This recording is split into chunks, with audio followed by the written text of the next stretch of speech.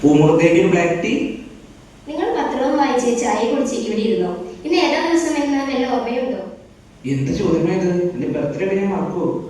അപ്പോൾ അതും നിങ്ങൾക്കറിയില്ലേ? പിന്നെ എന്താ ഇന്ന്? ഇന്ന് അച്ഛൻ വരുന്ന ദിവസമാ. വല്ല പിരിവുമാണോ ഇനി? അതിനൊന്നുമല്ല, ഭവൻ സന്ദർശനത്തിന് വേണ്ടി വരുന്നത്. ഓ, അച്ഛന് വേറെ പണിയൊന്നുമില്ലേ? ഒരു അവധി ദിവസം കിട്ടിയാൽ ഇങ്ങനെ പോയല്ലോ.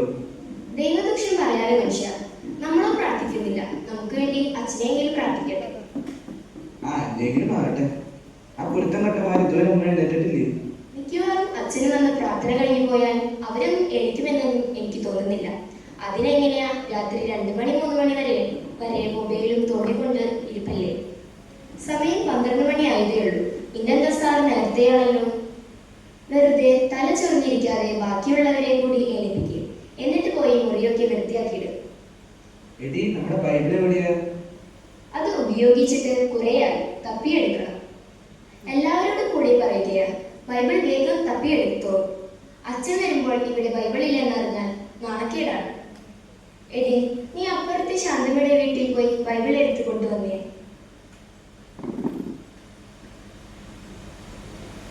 എന്തിനാണ് ശാന്തയുടെ വീട്ടിൽ പോകുന്നത്? ഞാൻ മേലാൻ്റെ വീട്ടിൽ പോകാം. കഴിഞ്ഞ ആഴ്ച അവരുടെ പട്ടി നമ്മുടെ പൂച്ചയെ ഓടിച്ചു എന്ന് പറഞ്ഞ് ഞാൻ വഴക്കുണ്ടാക്കിയതല്ലേ? ഞാൻ പുറത്തു പറയാൻ കഴിയാത്തതൊക്കെ അവളെ വിളിച്ചതാ. മാത്രമല്ല, അവളുടെ സ്വഭാവം മോശമാ. നീ വേഗം പോയി ശാന്തമ്മയുടെ വീട്ടിൽ നിന്ന് ബൈബിൾ കൊണ്ടുപോവാ.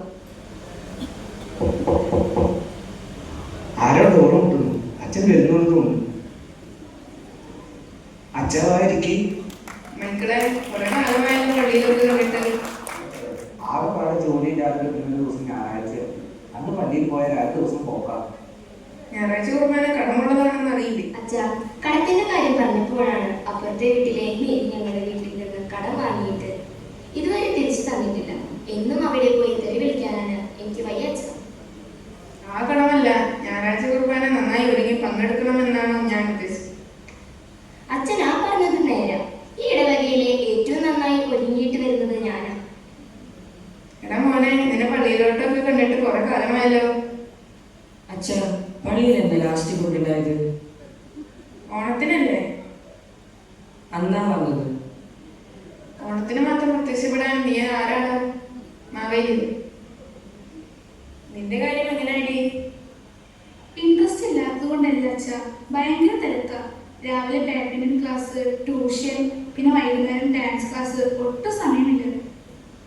അപ്പോൾ ചുരുക്കത്തിൽ പറഞ്ഞാൽ ഇതിനിടെ ഒഴിവാക്കാൻ പറ്റുന്നത് പള്ളിയും കുർബാനയും മാത്രമാണെന്ന് അർത്ഥം. നീയോ?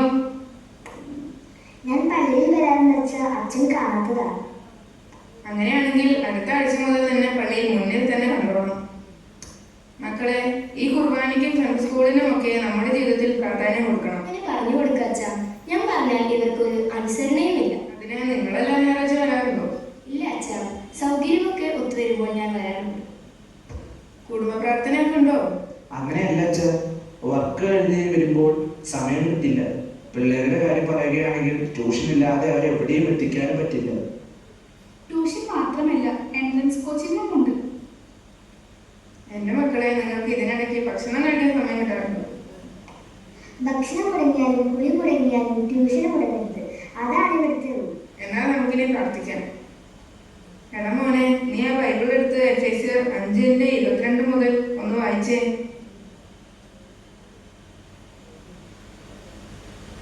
ഓ, കഷ്ടപ്പെടണ്ട, ഞാൻ തന്നെ പറയാം. ഇപ്പോൾ നമ്മൾ കഴുതാകാലത്തിലാണല്ലോ. കഴുകാകാലമോ?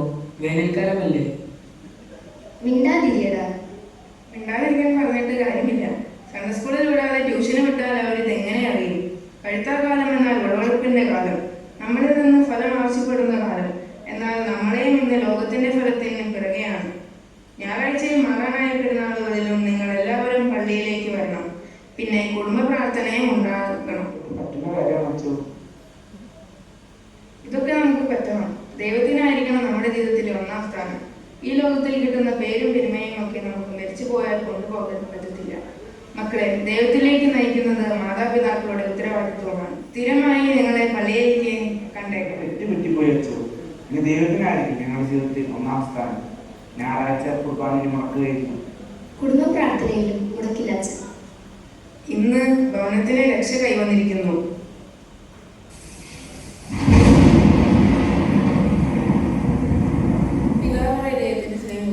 ഏകജാതനായ പുത്രന്റെ കൃപയും പരിശുദ്ധ രൂപയുടെ സംബന്ധ സഹവാസവും നിങ്ങൾ എല്ലാവരിലും ഈ ഭവനത്തിലും എന്നേക്കും കൂടിയിരിക്കുമാറാകണമേ.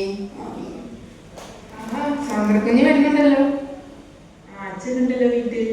എനിക്ക് കുറച്ച് ദിവസം ലീവായിരുന്നു, അപ്പൊ ഞാൻ വീട്ടിൽ വരാമെന്ന് വിചാരിച്ചു. മാത്രമല്ല എന്റെ ചേച്ചിയുടെ ബർത്ത്ഡേ കൂടിയാണ്, ഒരു സർപ്രൈസ് കൊടുക്കാമെന്ന് വിചാരിച്ചു.